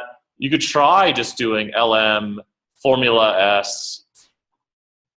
See, it prints that, and then comma data equals. I feel like sometimes you can get this to work. Run that. It worked. Whoops. All over the place. Already got the summary. I love it. Yeah. It's with the summary of this model here, what's going on. It has the same coefficients for what we saw. This is our best. It makes sense. It makes sense that older women generally have lighter babies. That people who are pregnant longer generally have heavier babies. It's our best descriptive model. I mean, imagine this. You know, I mean, there's other variables we didn't take into play here, but you know, if you are working for a doctor's office, I mean, this is important stuff. You can maybe say to a woman, like, we need you to be pregnant for about this long, about this old, and your baby be about this weight. You want babies to be a certain way. You want them to be 8, 9, 10, I don't know, pounds, maybe around there, right? You don't want people to be very small. I think it's so interesting. One of my students, he was very, very cranially. So like, it was like 3, 4 pounds, very. He's like super tall. And I was just like, wow. Like, you never, it's crazy to me, all this stuff, all this interesting things. He told that in class, I feel like saying that. He shared that when we were doing this kind of data. Like, yes, I was like 4 pounds. That's insane. But we do know that generally speaking, we want people when they're born to be a certain weight. And this is good, you know, especially if we have ways of increasing pregnancy. Now, of course, there are physical laws, but maybe they describe reality in a certain way that when you, in some sense, I always say reverse is not a physical law, but it does feel like you're a woman, doesn't it? It does feel like the longer you are pregnant, you know, but it's just when you compare 2 women in the population, one has been pregnant longer, and the other is the exact same age. They have the same X variables, except one is pregnant a week longer. The woman who's pregnant for a week longer is expected to have a baby that weighs just a little bit heavier, right? It's just a little bit heavier, whatever the function is. When compared to one big thing we didn't mention, I want to mention about logistics, is I just did an interpretation here. When we saw the coefficient, I guess you might scroll up just a little bit, Josh. Scroll up. Scroll up on the notes. I'll go back to the notes section. Sorry. One thing we didn't mention on logistic is the interpretation of the logistic coefficients. We don't really interpret the logistic coefficients because all we really get out of the logistic coefficient is that if the logistic coefficient, I think I make this clear, but I want to make this clearer now. If the logistic coefficient of the X variable is negative, it decreases the level. And it's like 2 individuals where one individual has a longer pregnancy, so gestation. The individual with the longer pregnancy is more likely to be a non-smoker. Or you could say it's less likely to be smoking alcohol. Either way. Can you repeat that? All right, so 2 individuals where one individual has had a longer pregnancy. The individual with the longer pregnancy is less likely to be smoking now. And I'm doing it in terms of the coefficient. The coefficient is negative, so it decreases the probability of the level. So 2 individuals, where one individual has a longer pregnancy, the person with the longer pregnancy is less likely to be smoking now. is a negative coefficient to the level of interest. Negative coefficient to the level of interest means as we increase that x, the level of interest is less profitable. So if it had some positive, those individuals, blah, blah, with different x, the individual with the higher x is more likely to be low. So, but we don't, did you notice we say at any time, we don't have that value on here, because you notice we at any time say, I think it was like 0.018 or something, maybe 0.018. I never said any sort of value. A lot of the, and I'm trying to think of the pitfalls now, so we got about 30 minutes, but some of the pitfalls I see with people do on the test is they try to interpret that value as in like, this decreases the probability by 18%. I see that all the time. I just see like, they'll be like, the probability increases by 18%. And truthfully, I like putting those on there where it looks like a decimal. You get a lot of those small coefficients, decimals, and people just interpret it as like probability will increase by this. And that's all my graders. That's a simple question. Sometimes just take a whole point. That's all. It's wrong. It's flat wrong. Because it's changing the probability, it's decreasing the probability. It's not, but remember, the curve is sigmoidal. So you can't constantly decrease. It's not a linear decrease. So it's actually just structurally wrong. We didn't really get the interpretation of logistics. You're saying something way off. So I kind of want to hit on that until you kind of trick questions. That it's not even really a trick question, it's just a common misconception that I really think on.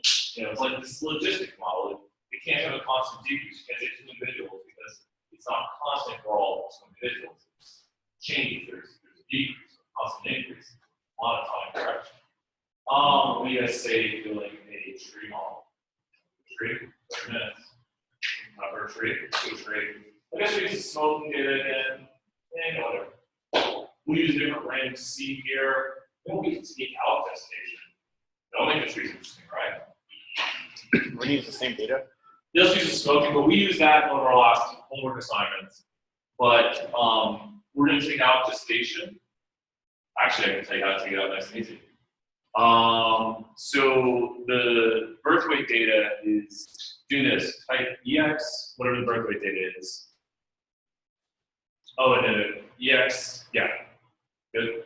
Save into, oh wait, no, go back.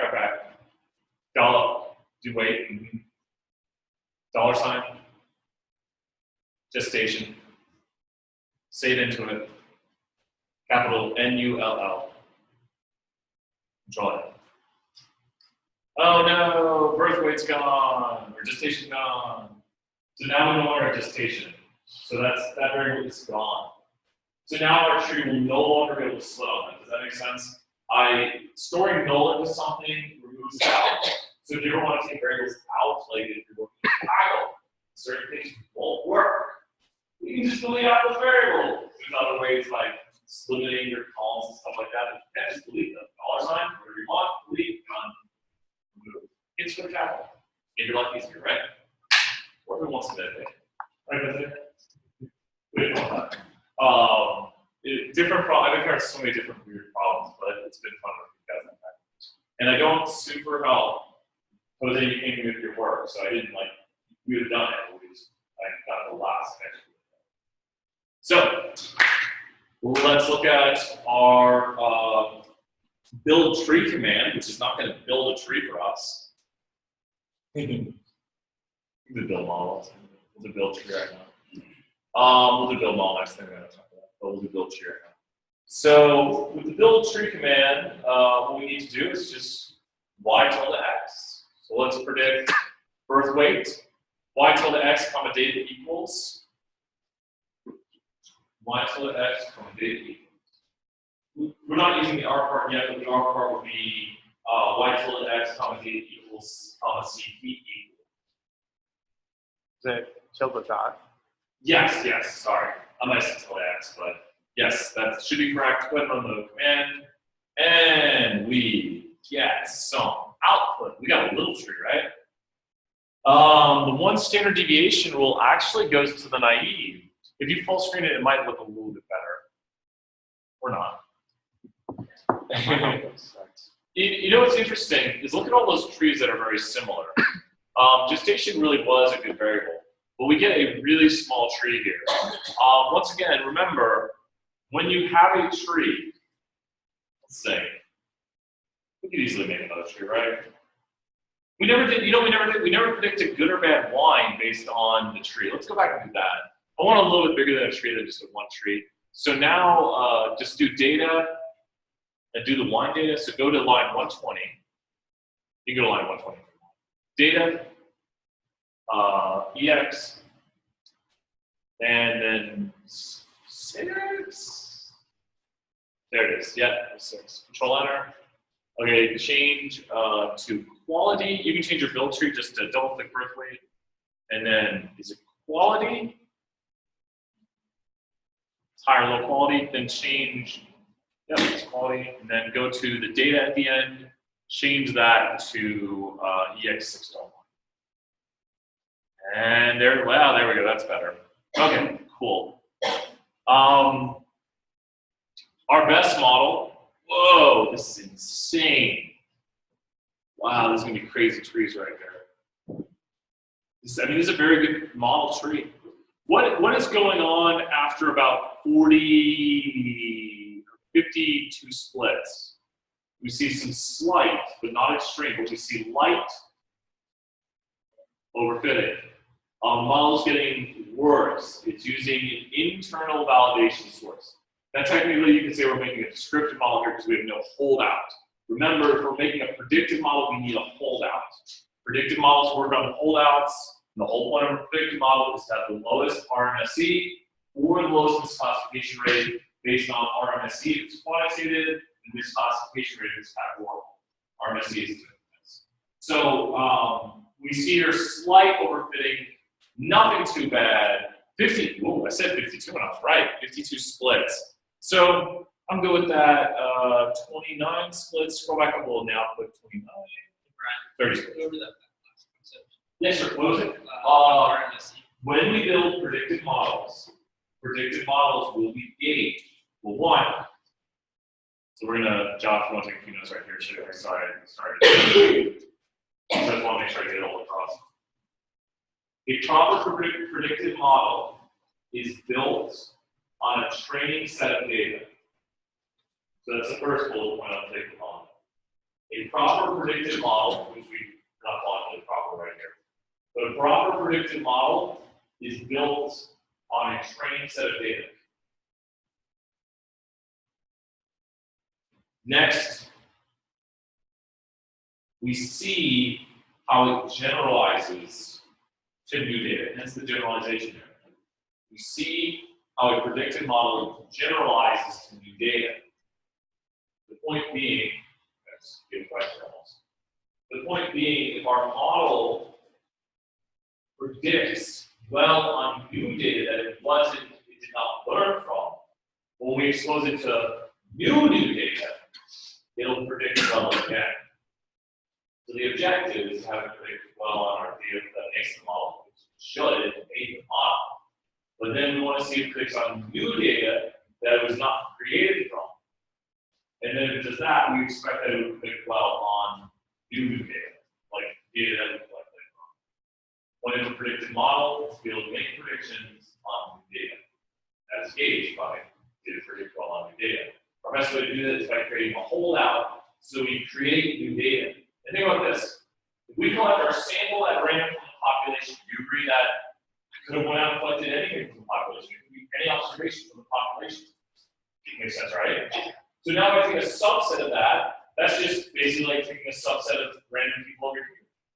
Wasn't that the point that we want to go back to the population to get new samples that we're then going to make predictions for? So is it my holdout? Because I took my data from here, but I took my holdout from here. So my holdout is just like I went back to the population. That's the theoretical idea of this. That if you have a true random sample, and you take from your sample a holdout, well, both your sample and your holdout, inside your sample, are taken from the population. Thus, if you went back to the population again and took another random sample and made predictions, you would see similar results with your holdout. So if it works on the training, if it works on the holdout, it should work on the new. That's very true, unless your sample's not random. That's just probably what collects data. So,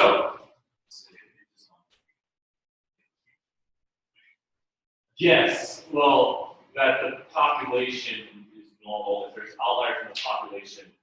Real quick aside, very good aside, very good theory question. I think I mentioned in the other classes, all classes. The structure, this is a really good theory question.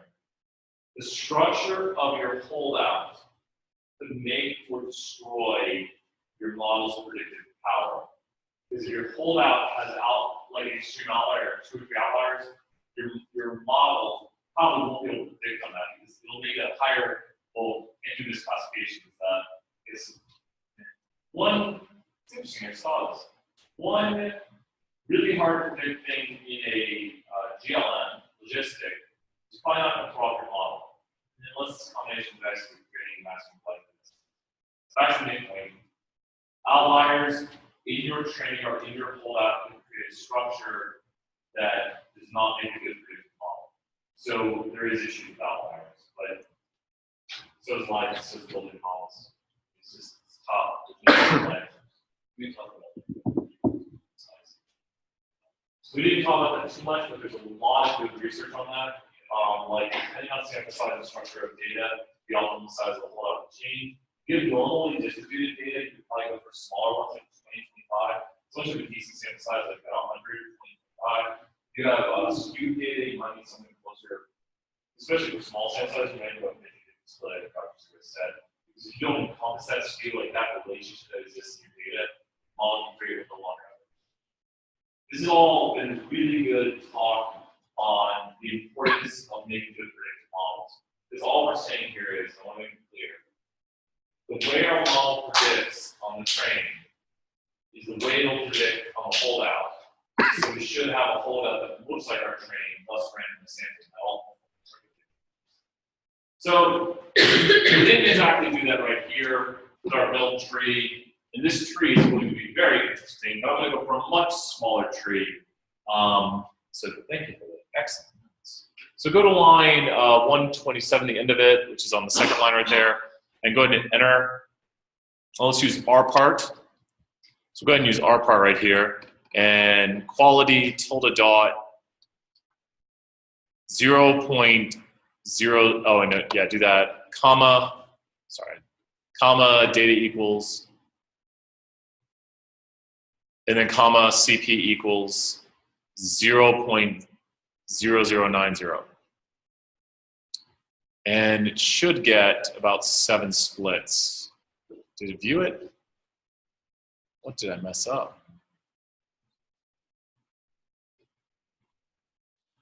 What is it doing? It is our part to make the tree, right?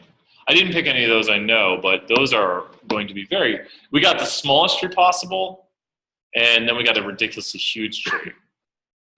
Our part should create the tree, correct? Denotes terminal node. Go back to the R part, rerun the command, put in 0.001, just I want to see what happens.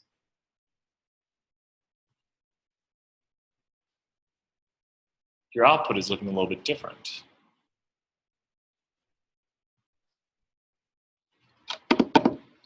Oh, my brain's on. Put back in 0.009. I know what's going on. This is just the long variant. Tell me something in the R code. Save your R part into tree. No one's yelling at me. No one's like, Brian, save it into something. It's just printing off the rules and spell. Hit enter, and then hit up. Visualize model, which should do it. I think it's under the visualize model. Tree, control enter on that. And there we go. This is like, I know it's R part. I'm just like, bring it up. So, oh my gosh. Put in, when your R code prints out things, it's chicken scratch. Change the CP to 0.2. No, change it to put another 0 in. Or do that, and then run that. And that comes out weird, then let me see the output. Yeah, sure, let's look at this tree. Why is it so small? It's not as, do this, close that out, Josh, and go back to that output on the right and expand your window. So expand that window over there. Yep. And then, man. That's why you put that stuff. Well, I'll show you guys something right here real quick. You can check out Plotly. Plotly is the most amazing package for R. I just found out a few days ago. It gives you interactive graphics that well exceed Excel. They're completely interactive graphics. Plotly is the package. It is super ridiculously cool. I wish, and the people online are like seeing, this is probably one of our worst videos ever, but Plotly, if you check out Plotly, like I highly suggest you Google this and check it out. Like the interactive graphics you get are pretty much, so here's a graphic right here, and you're like, oh, I want to zoom in on this part of it. Oh, well, look at that. 3, 2, 1, I'm zoomed in on it. I want a better look at this right here. Go to it, and this is running in R right now. Oh, here's all my options. There should be options up here, but yep, here's the options. I want to pan the graphic around. I want to move it like this. I want to zoom in, want to zoom out. But check out Plotly. If you've liked anything of R, Plotly is such a good package. You can just use it like you're using an Excel spreadsheet right here. Does that look pretty cool? Yeah, so this is in R right here. It's called Plotly. You have to knit to HTML to use it though, but you could always screenshot your graphic if you got the picture just the way you wanted it. But this is way better. I think this is the zoom window. All I do right here is choose what I want to zoom in on. This is a graphic being made via R. I click on it, and I drop my computer, and it zooms in for me. And so, and do what? And it automatically scales. And they're even showing you the code to do it right here. So all these, if you just type in Plotly in R, it's so cool. Just different graphics, lots of examples, all these graphics right here. And we'll resume the view in half a second. But you can zoom out on these graphics or stuff like this. You could zoom in. You can pan these graphics. You can do whatever you want, change things like that. But interactive plots in R, Plotly. It also is in Python, all that good stuff. But Plotly is ridiculous. And just imagine putting these on your web page, just all that cool stuff. Okay, enough about this. I just sometimes feel like people are like, oh, R is not good enough. It doesn't do exactly what I want. And I'm like, well, there's always a new package, and people are always developing. So lots of cool stuff, lots of cool like line plots and stuff like that, and they have all the tutorials. So enough about what I've been finding out and learning, because there's always something new and cool. But I mean, like, such good graphics and all that stuff. It's loading tons of HTML on the page. So you can screenshot them. Okay, enough about me. And everyone online is like, what is going on? Okay. So let's talk about the tree and let's talk about the theory here.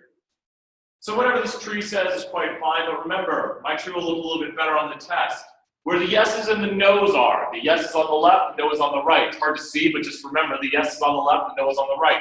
You simply ask yourself the question, which the top of it says, is my wine's alcohol greater than or equal to 11? Turns out the wine I bought from the store is 9. Do I go right or left? Right is no, left is, I think it just gets smaller the more we zoom. It's trolling us. So I go to the right. The next is the volatile acid. Sorry. See, the volatile acid. Oh no. The volatile acid. Does it say greater than 0.2? Turns out my volatile acid in the wine is 0.1. Do I go right or left? Which way do I go? I said my volatile acid is 0.1, and the question is, volatile acid greater than 0.2? That question, I'm right. Hover your mouse where we're at, Josh. I think you know where we're at, right? No. Go right there. Yes. So it says, as best I can read, volatile acid greater than 0.2. That's what it reads. Oh, it says, oh, you guys can actually see it? Okay. Good for me, though. Good for me. Volatile acid less than 0.2. That's why I was confused. Because 0.1, answer yes or no. So we go to the left. 5 points. So here we get to this question right here. So I'm seeing how the ends turn out. The next says what? Is it sugar? Residual sugars? Residual sugar is Greater than or equal to 12. The residual sugar in my wine is 15. It's an ice wine. Did I pick the right wine at the store? It's an ice wine. It's 15. I go left, yes. So you're correct. I go left. Yes. Did I make a good choice here? Probably. Probably one. It says high is 0.8. What is it? 0.861. So we would predict this wine to be the quality. You should know how to move through a tree using the yeses and the no's. So ask yourself that question. Is it this? Yes or no? Be careful with the greater than less than. I just thought it said less than. I was messed up there. So obviously I was doing the reverse, because I couldn't see what it said. My tree will look a lot nicer, and I'm not going to make you guys look at a huge tree. I'm not going to go through 50 predictions. But with this in mind, ask yourself the questions, go through the tree, and then make your final prediction. Did Ryan put the white wine? Probably yes. Fingers crossed, that's good. But had my wine made that turn to the right there, you might not have seen, but it was a low quality wine on that far branch. This is one of our trees right here. It's not the best tree. Let's talk about the best trees. Still brief. We've got another 10 minutes to keep talking. The best tree is the one with the lowest what? It says it on the side of the graphic. Run the build tree again. The best tree is the one with the what? It's the one that is going to make the smallest error. And this is when we use a method right here to see how it would work internally. A little bit different here when we're predicting quality, categorical. Oftentimes we talk about the generalization error, but this is an internal one. Because the validation in the middle is how we look into how to generalize. This is an internal validity of the model, which gives us an expectation of the external validity. That's why things start to do worse, because it starts to break down internally through the k-fold cross-validation process.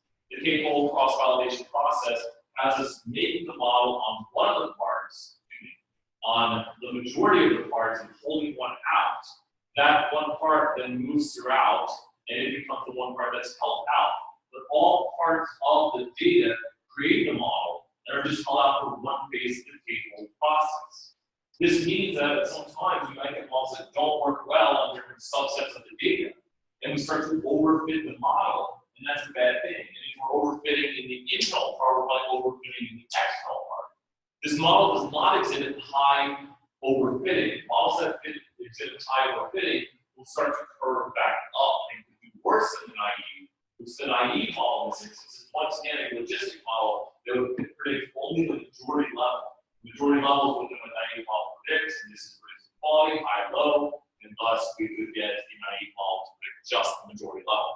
So pretty crazy trees especially. How did we decide on the simplest tree? The simplest tree right here is decided upon by the one which is within one standard deviation.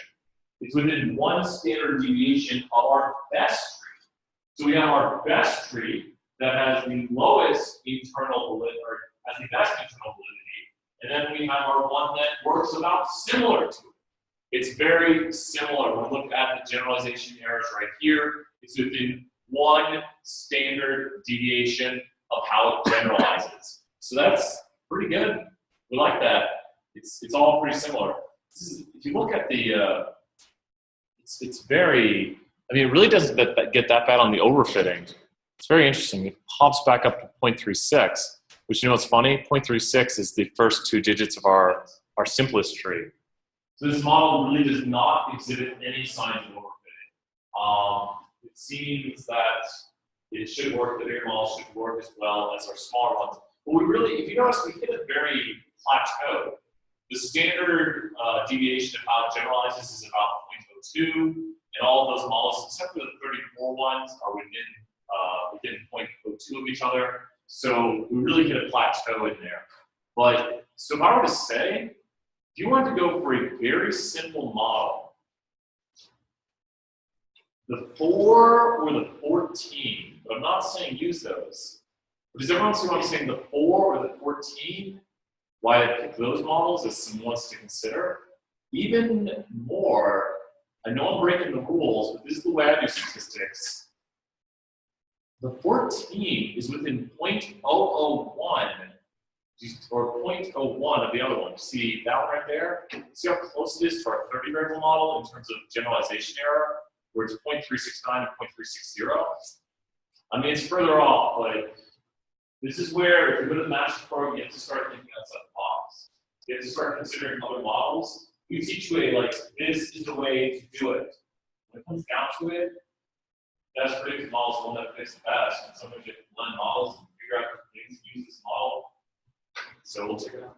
Tell you what, let's do a forest with this and run our forest. That'll at least, that should be good. So to make the forest, release the random forest command. So go ahead and call it forest. And run the random forest. Such a beautiful command here. We'll have to save it into something, but go ahead and y tilde x comma data equals. And this will create a random forest. Now, one thing we didn't look at in the tree is that the tree has a what way of looking at the best variables within the model. Tree can tell us the what the variables, which is, will tell us the variables that we need, that are good variables to investigate. Trees tell us the importance. From trees, we can get the importance. We can also get that from a random forest. Nice job. Oh, did it run? That's crushing. Looks like it's running. 1,000 trees. Ooh. It's not that complex to stop. Once again, random forest is going to take a subset of predictors. Let's just talk right there, and you can do summary of your forest. So, you can go in. Thank you, Joshua. You can. But when we talk about this right here, the random forest is going to take a subset of the quantitative variables. It's going to take a subset of the categorical variables. It's going to guard itself. I'm going to take k over 3 of the quantitative, 1/3 of the quantitative, but it's going to take the square root of k of the categoricals. These categoricals are more likely to be split up on, especially when they have a lot of levels, because there's a lot of ways to split them. You have a 20-level categorical variable, you can split that so many ways. It's 20 different items that you put into 2 groups, because you're saying split this, split this. But you can put 20 items into 2 groups so many ways. So there's 20 pick 1 plus 20 pick 2 plus 20 pick 3. So many combinations of ways to split up 20 categorical variables. So we try to avoid those by down-weighting their usage in the tree. Like a lot of trees right here, but we've down-weighted the usage right here. And so we also, another subset we take, this is a good theory question also, another subset we take from random forest is we take a random subset of the rows themselves. So not only are we taking a random subset of the x's, we take a random subset of the rows. So you're predicting different things. It creates different structure in your data. Maybe there's an outlier that pulls the model in one direction, which of course are good at downplaying because it's not going to be in every model. Whereas a relationship that exists that's an outlier is not going to exist in every model. So you might stumble on things that work and you get models that are balanced, not weighted towards an outlier.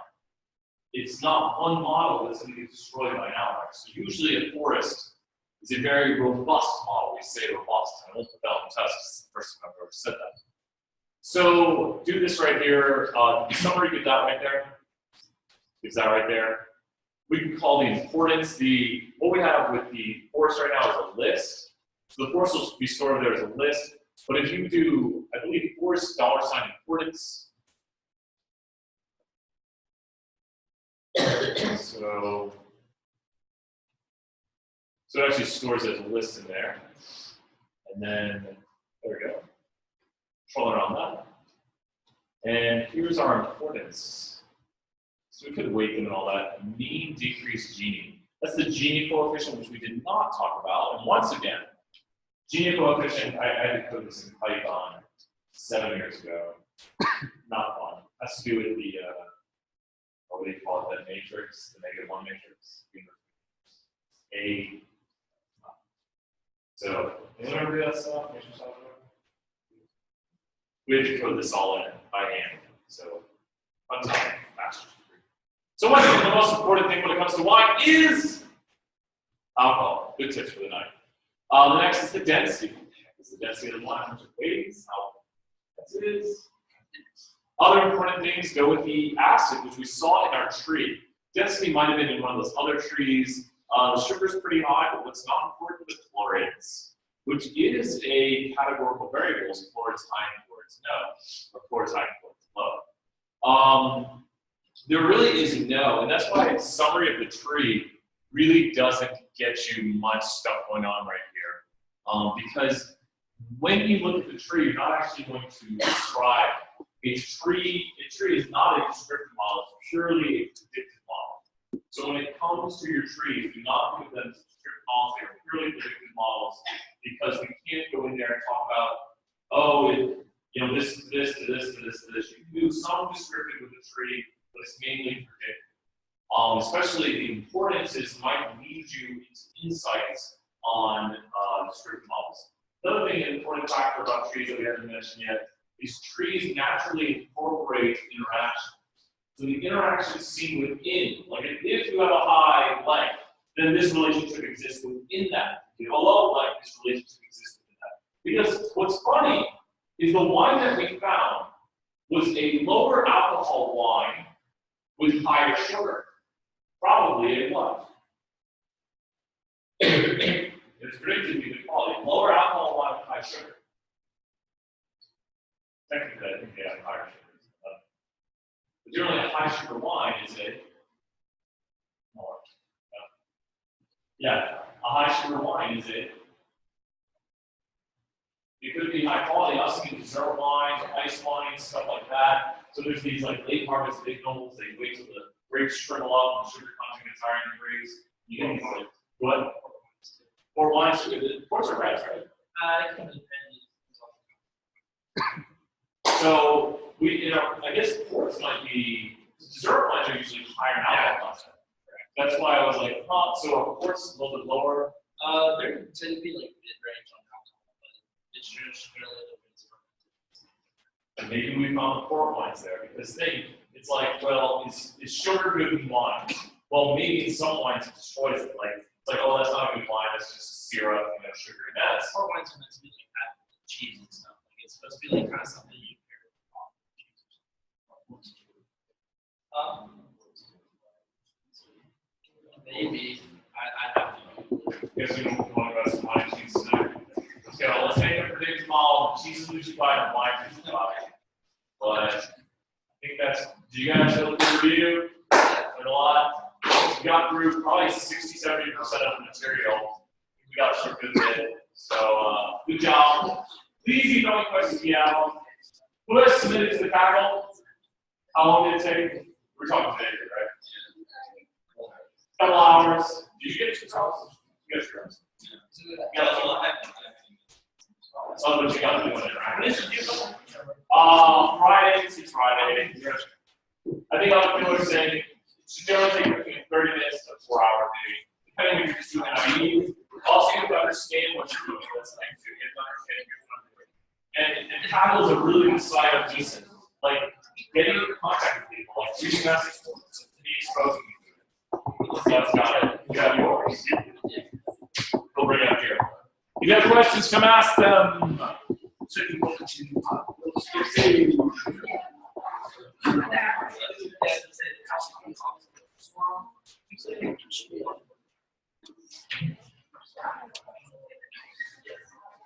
Yeah. You just want to live with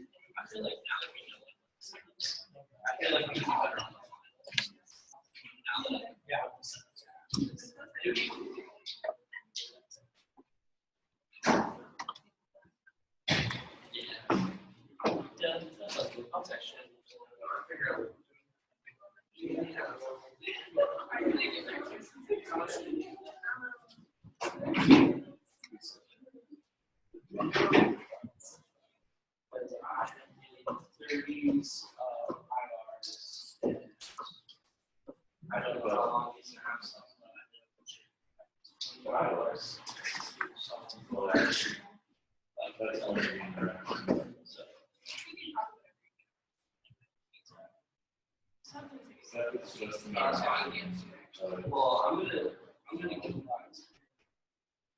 And I already have 60 X cards. That's gonna be honest.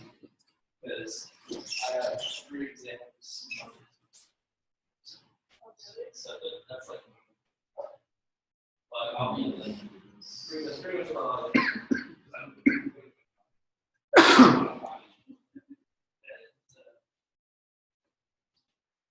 But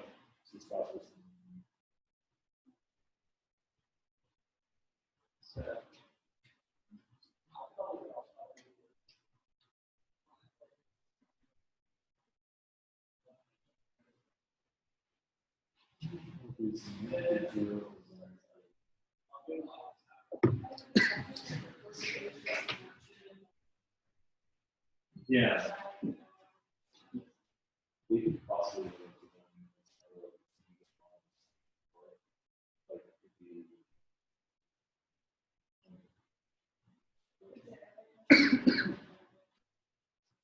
make sure. Well, so this seed, so make sure she does. But you did what we created with the same data. Does that make sense?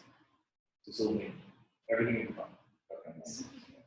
So, but so what it did was it recreated. So we should have data picture. This is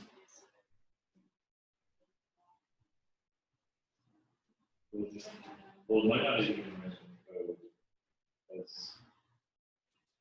okay, so yeah, we're in the code and we created the data.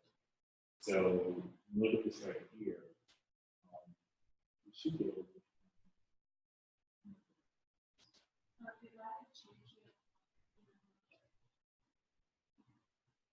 Look at that.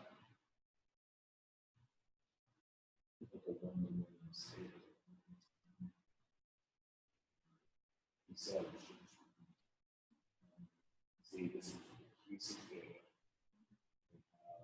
Spouse ratio here. And we have height there. And I just ran this right here. Okay. So, like,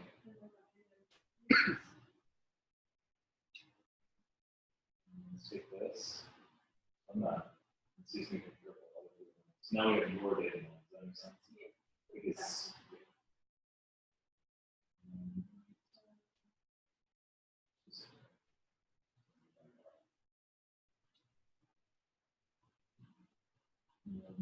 right here.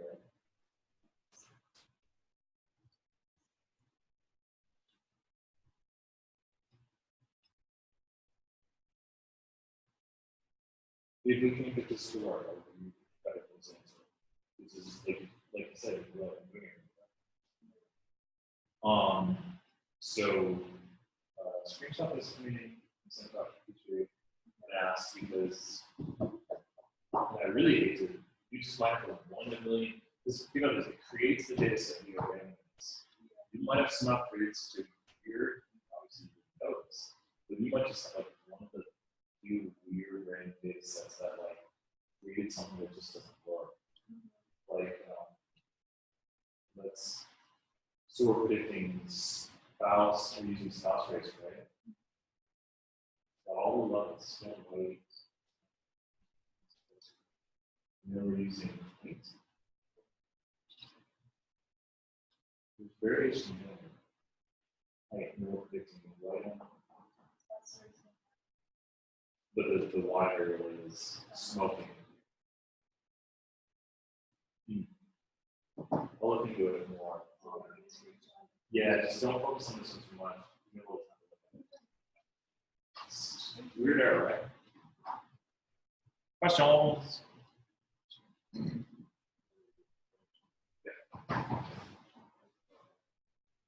Yeah. Remember that, here's the thing, I mean, remember that when we do poly, so it's only a poly command, you only need to do it on, so if I'm doing that to everybody, when you use polymorphs, that you only do it because you can't, like, what is like January squared? Does that make sense? Doesn't exist yet. So remember that, that's one of my big things to people on that. That's a common, so look at the last bit of slides in the time series because it kind of hits upon that. But look at that, like that really is over. Yeah, good job. Yeah. So I'm trying to do this and I took these and I removed all the ones that have the equals in them. So I need to like actually go into the data. No, you're fine. This should like yeah. But when I run this, I still get the same error. Send it to me. Like these problems are sometimes so big that I need to like look at, send it to me, and Yeah, I emailed you earlier today. Yeah, I think I saw it's in today's been. Woo. Yeah. What's up, man?